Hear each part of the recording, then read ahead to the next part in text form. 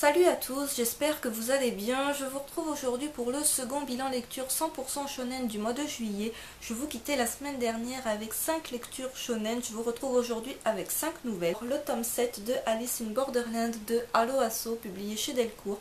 Shonen toujours en cours au Japon avec 11 tomes de parus. Le tome 8 est prévu en France pour le 15 octobre. Donc dans le tome 6, on nous parlait d'un jeu qui était une chasse aux sorcières de difficulté 10 cœurs, c'est-à-dire la difficulté de jeu la plus élevée dans les jeux psychologiques. Et nous avons enfin la résolution de ce jeu dans le tome 7 avec la découverte de qui est réellement la sorcière. Personnellement, ça m'a surprise, apparemment ça n'a pas surpris tout le monde.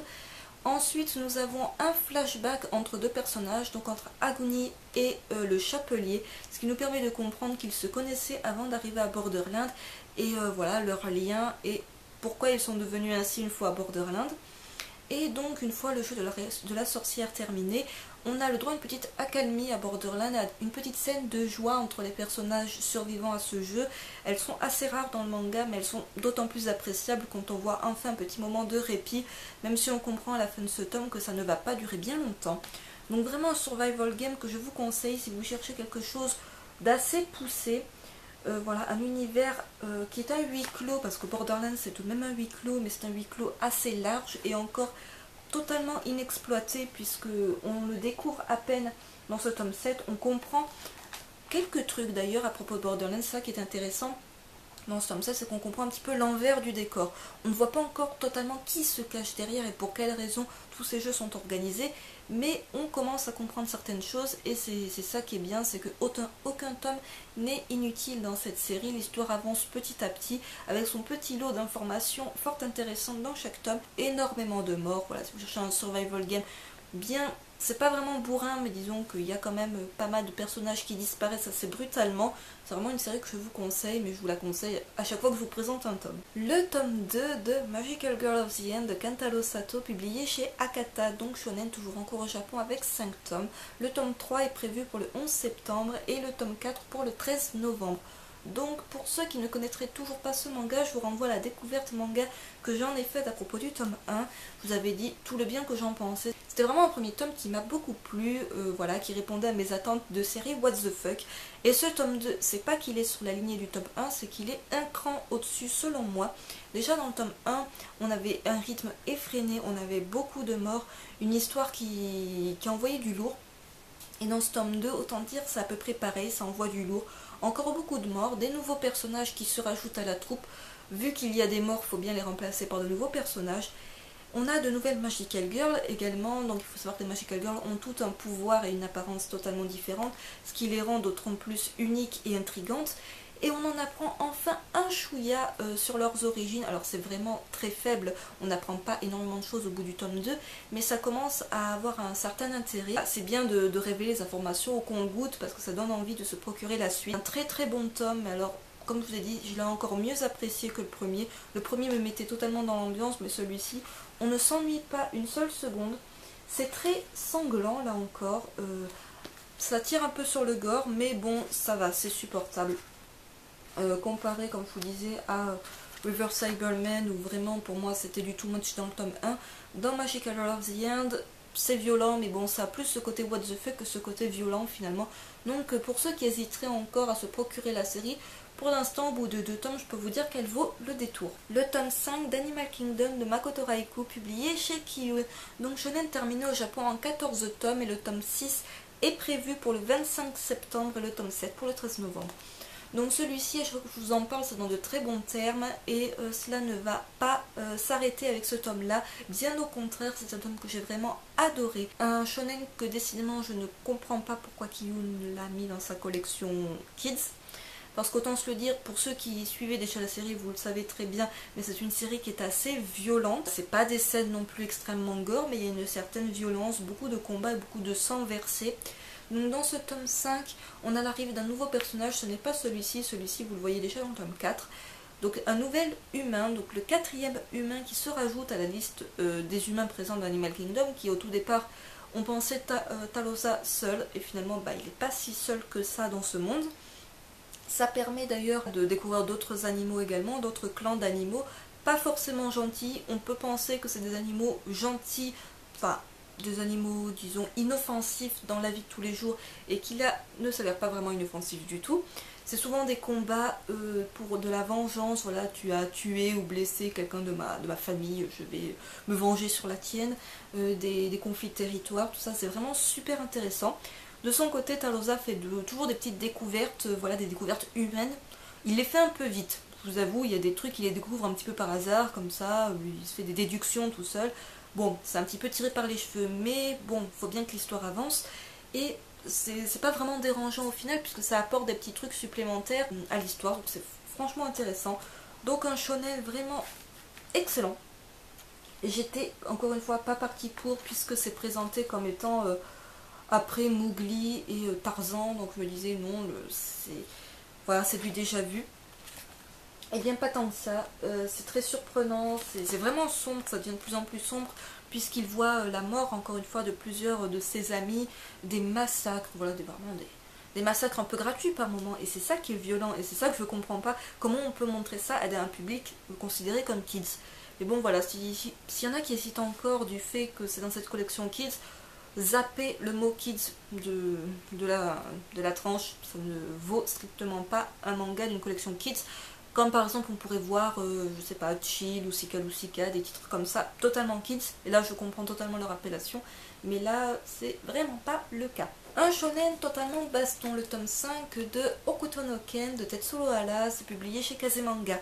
Donc réédition en 14 tomes et le tome 6 est prévu en France pour le 27 août. Hokuto no Ken, je vous en ai parlé plusieurs fois, je vous ai dit que c'était vraiment un shonen qui de base ne m'intéressait absolument pas, de par le fait que c'est un shonen 100% baston. Voilà, c'est tout bêtement des monsieur muscles qui se foutent sur la gueule, et moi c'est vraiment pas le genre de shonen que je recherche à la base, je recherche quelque chose d'un peu plus poussé. Alors je dois avouer que les tomes, je les aime de plus en plus. J'aime de plus en plus l'histoire, même si histoire très brève, j'ai envie de vous dire, cherchez pas quelque chose d'ultra recherché, c'est toujours Kenshiro qui avance et qui continue des combats de plus en plus sanglants, de plus en plus effroyables. Dans ce tome-là, il y a le combat contre Rao, donc on a déjà découvert le personnage de Toki, tout ça, donc les personnages cultes de l'univers d'Hokuto no Ken. Et on a également un nouveau personnage qui s'avère ultra sadique, méchant. Mais sauf que là, il perd un peu sa crédibilité de super méchant. Je veux dire, quand on voit ce genre de dessin-là, c'est super bien fait. Par contre, niveau dessin, je ne critique absolument pas l'auteur niveau dessin, c'est super bien fait. Je vous montre les pages couleurs, parce que c'est vraiment... c'est une tuerie, j'ai envie de vous dire. C'est une tuerie, ça se lit tout seul. Et c'est une édition de luxe, encore une fois, sublime, qui vaut le détour. Ce que je reproche un petit peu, c'est un schéma assez répétitif, c'est ce qu'on voit dans énormément de shonen baston, c'est pour ça que je n'aime pas le genre. Des ennemis de plus en plus méchants, de plus en plus puissants. Kenshiro perd à chaque fois 5 litres sur 6 de son sang, mais tout va bien, il arrive à recourir à des techniques ultimes pour se battre malgré tout. Toki utilise également une technique assez spéciale sur Rei qui est condamné à mourir. Bon, c'est pas une grosse surprise, on le sait déjà depuis quelques tomes, qu'il est condamné à mourir. Et il utilise une technique ultime pour lui permettre de se battre une dernière fois.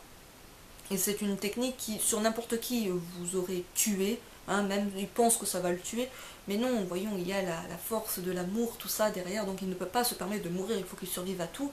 Et je trouve ça parfois un petit peu abusé. Je veux dire, ces démembrements, ces pertes de sang, pas possible. Et ces personnages qui s'en remettent toujours, mais quelques pages après, le combat est terminé. Ils s'en sont totalement remis, tout va bien, on peut enchaîner. Voilà, alors je sais, ça ne se veut pas crédible du tout comme histoire, bien évidemment, mais c'est quelque chose qui me gêne un petit peu dans l'histoire. Mais bon, voilà. À part ça, si vous cherchez un shonen 100% baston, bien bourrin, bien sanglant, bah, c'est une lecture que je vous conseille. Je conclue avec une lecture qui m'a un petit peu déçue dans le lot de ces bonnes lectures. Il s'agit du tome 5 de Assassination Classroom de Yusei Matsui, publié chez Kana. Shonen toujours en cours avec déjà 10 tomes de parus, et le tome 6 est prévu en France pour le 3 octobre. Pourquoi je dis que ce shonen m'a déçu? Alors avant de vous dire pourquoi ça m'a déçu, je vous parle d'abord de ce qui se passe dans ce tome. Tout d'abord, on a la fin du tournoi de baseball qui avait lieu à la fin du tome 4.